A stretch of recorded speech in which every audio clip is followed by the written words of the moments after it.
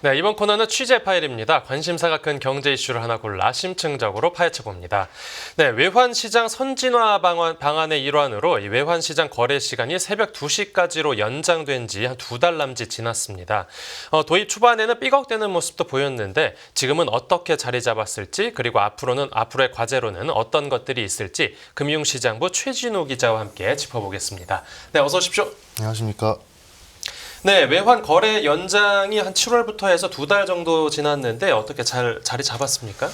일단은 기대는 미치지 못했지만 절반의 성공을 거둔 거로 저희는 이제 판단하고 있습니다. 네네. 이제 보면은 시스템 안정화가 굉장히 잘 되어 있고요. 거래 중에 뭐 뻑이 난다거나 소위 말해서 뭐 중지가 된다거나 그런 네네. 경우 전혀 없었고 새벽 2시까지 원활하게 돌아가는 모습이었습니다. 그리고 또 간밤에 이제 뭐 저희 뉴스 있지 않습니까? 미국 시장에서 나오는 이제 물가 지표나 성장률 지표가 나온다. 그때도 정확하게 시세를 반영하면서 움직이는 모습도 보여주고 있습니다. 네, 네. 이 도입 초반에는 이 거래량이 그렇게 많지 않다는 문제가 좀 지적됐었는데 지금은 어떻습니까? 사실 여전히 거래량은 되게 많지는 않아요. 네. 전체 거래량이 이제 우리나라 한국 시장의 일일 거래량이 한 100억 달러 정도인데 네네. 야간 시간대 그러니까 정규장 오후 3시 반 이후의 거래량은 약 10에서 20% 정도. 그러니까 정확히 보시면 7월 달에는 19%였고 네. 8월 달에는 13% 정도였습니다. 아. 그리고 이제 어제 최신으로 보면 이제 어제는 전체 거래량이 113억 달러였는데 네. 오후 3시 반 이후에는 28억 달러 수준이었습니다. 그러니까 대략 한 20% 안팎 이 정도로 보시면 될 것 같습니다. 네, 뭐 이 전체적인 거래 자체가 늘어난 거 이제 고무적으로 봐야 하는데 이 중요한 건 외국인 투자자들이 원화 거래를 많이 하고 있냐라는 거겠죠. 네, 맞습니다.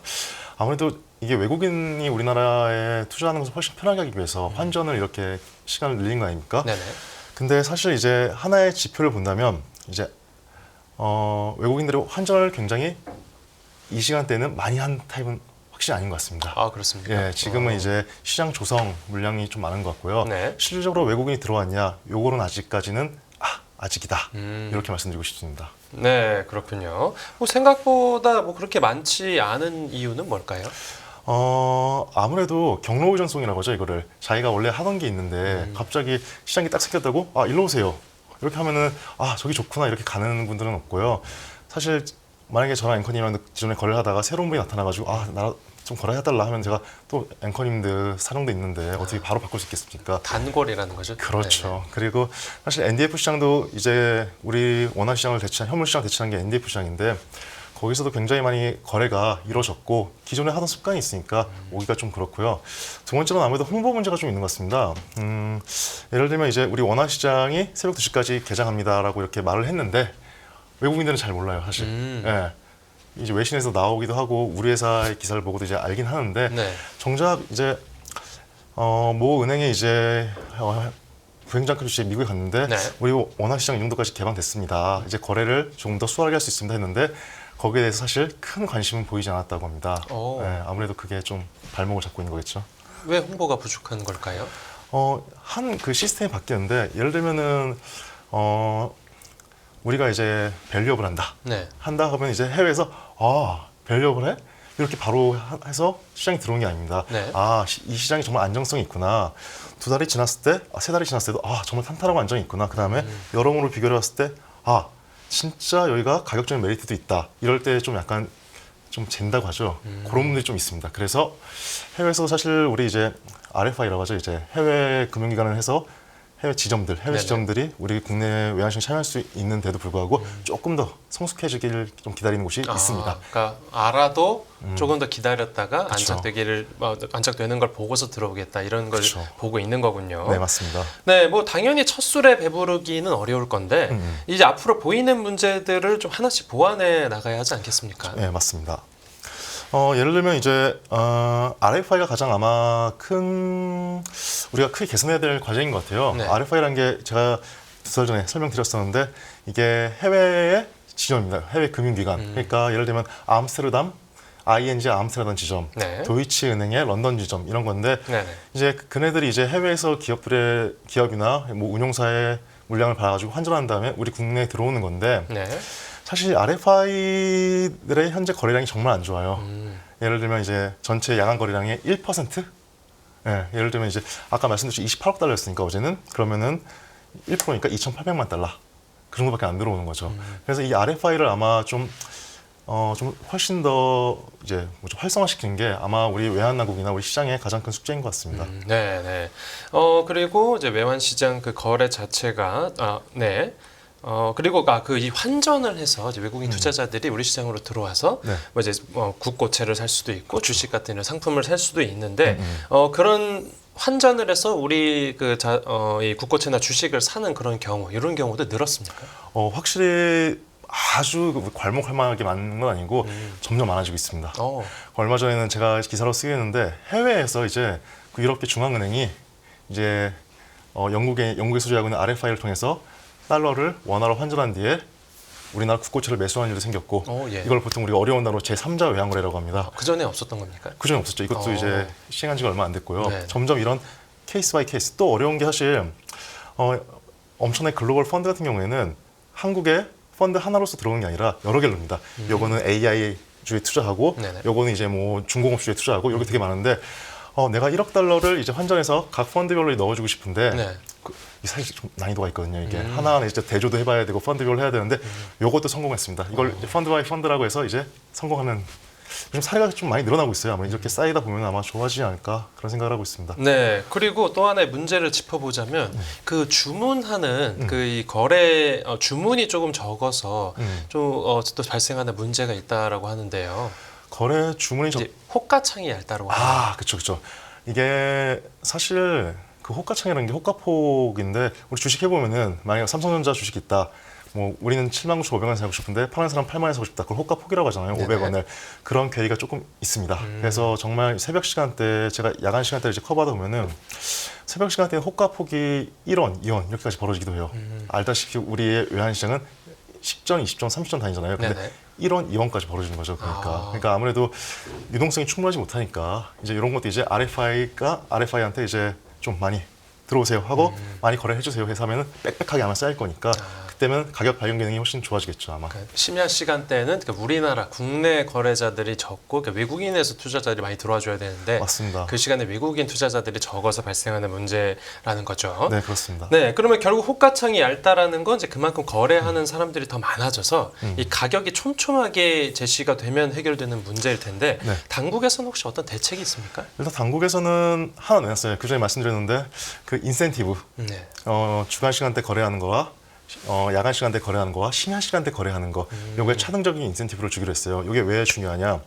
우리는 외환시장을 안정화하기 위해서 부담금이라는 걸 걷습니다. 네. 이제 은행별로 그걸 걷는데 이제 야간 시간대나 심야 시간대 거래를 하면은 인센티브를 더 많이 주니까 은행으로서 이제 감면받는 이제 부담금 비율이 훨씬 줄어들게 되겠죠.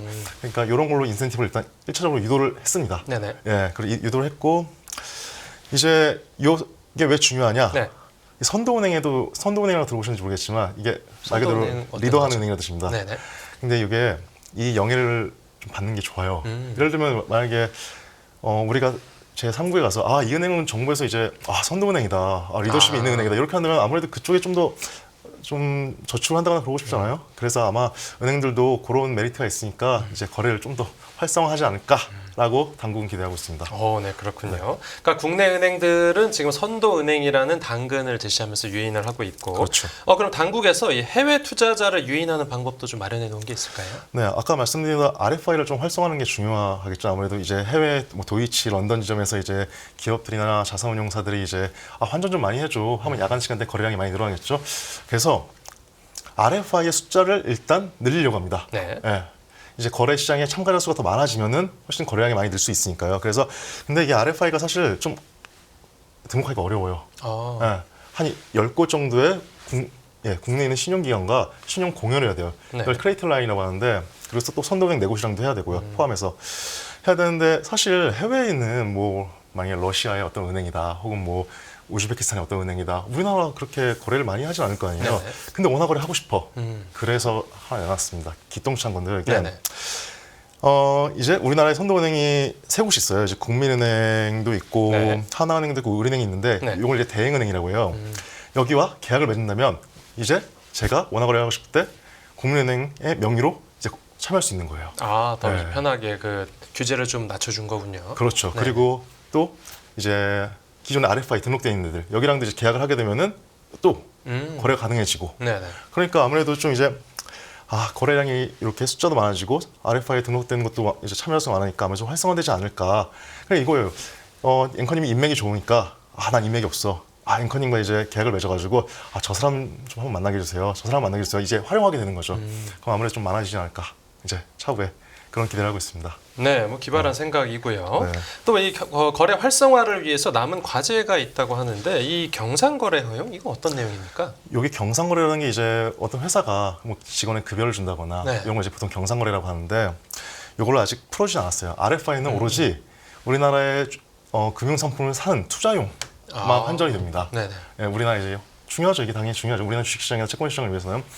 근데 이제 아무래도 물량을 좀 늘리려다 보니까 이제 경상거래도 이제 RFI를 통해 환전할 수 있게 해주고 예. 그런 걸 이제 좀 이제 시장에선 바라고 있죠. 아무래도. 네. 예. 그다음에 경상거래인데 허용은 왜 그전까지는 안 해줬습니까? 경상거래 일단은 솔직히 해줘도 저는 무방하다고 보는데 네. 일단은 차근차근히 나가자는 게 일단 외환시장. 그리고 지금은 전임 미답의 길이 아닙니까? 한 번도 가보지 않은 길이라서 하나하나 차근차근히 하자는 게 이제 당국의 생각이었던 것 같습니다. 네, 끝으로 질문 하나만 더 드리자면 네네. 이렇게 해외 금융기관이 우리 RFI 이런 걸 통해서 이제 우리나라 시장 밖에서 원화를 살 수 있게 되면 그러니까 외국은행들이 이제 우리나라 서울에다가 지점을 둘 필요가 없어지는 거 아닙니까? 그렇죠. 그게 사실 가장 핫 이슈입니다. 외국 네. 은행사에서는 정작 이제 이게 활성화되면은 자기 일자리가 이제 없어지는 거니까 하는데 그래서 얼마 전에 제가 기회가 있었어요. 그 도이치은행의 이제 넘버 3가 한국에 와서 한번 이제 인터뷰를 한번 해봤습니다. 네. 그래서 이분한테 이제 물어봤죠, 제가. 이제 저희 기자들이랑 같이 물어봤는데, 이렇게 되면은 서울에 지점을 낼 필요가 없지 않느냐. 네. 그분이 이제 절대 아니다. 오히려 그 반대다. 근데 이 도이치은행이 참 제가 좀 한국 사람으로서 서울 사람으로서 되게 좀 약간 좀 감동이 뭐냐면 이런 식의 오히려 서울 지점에 돈을 더 넣었어요. 증자라고 하죠. 요거를 기회로 보고 있는 거죠. 네. 그래서 이제 그 넘버 3한테 물어보니까 이런 변동성 시기에 우리가 선제적으로 해야지 훨씬 얻을 수 있는 리턴스 이제 훨씬 수익도 많고 그 다음에 서울에 있는 상품들은 한국 상품들 당연히 서울 사람이 지점에 사람이 훨씬 잘 알고 그다음에 외환 당국 이런 변동의 시기에는 외환 당국의 역할이 굉장히 중요하지 않습니까? 네네. 그들과 시장을 개선하기 위한 머리를 맞대다 보면은 훨씬 아무래도 개선되고 그 사이에서 우리가 훨씬 수익도 많이 거둘 거다. 근데 저는 되게 좀 감동이었죠. 자기 서울 지점에 다 없어진 줄 알았는데 이런 이제 적극적인 발언을 하시니까 그래서 개인적으로 되게 좀 뿌듯했습니다. 사실 이게 사실 외환당국이 원하는 거기도 하고요. 네, 앞으로 또 외환 시장 선진화 방안이 나왔고 어떻게 또 자리 잡아갈지 잘 지켜보겠습니다. 네, 오늘 취재 파일은 여기서 마무리하겠습니다. 잘 들었습니다. 감사합니다.